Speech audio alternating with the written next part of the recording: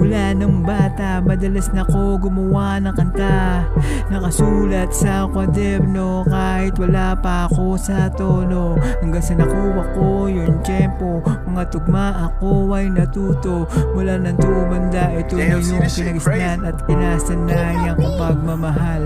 Bakit na di ko malaman kung hanggang saan ang kapalan?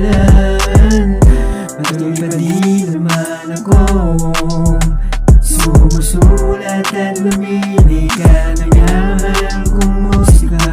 Kahit na walang nakikinig, kahit na walang sumusuporta, ito pa din ako, gawa ng gawa, hindi ako nagsasawa. Pagkat dito ako masaya, wala kayong magagawa. Ganito ko kamahal ang musika, magpatuloy mo lang. Pareho tayo ng larangan, parasan pa ang mga ginagawa.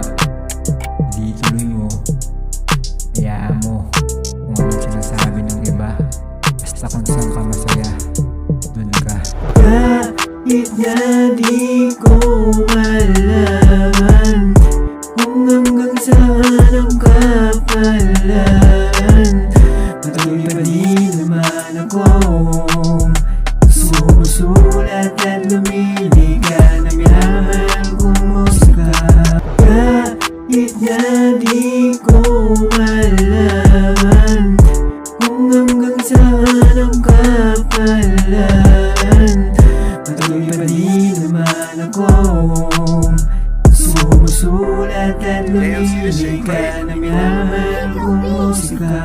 Kahit na di ko malaman kung hanggang saan ang kapalan, patuloy pa din naman akong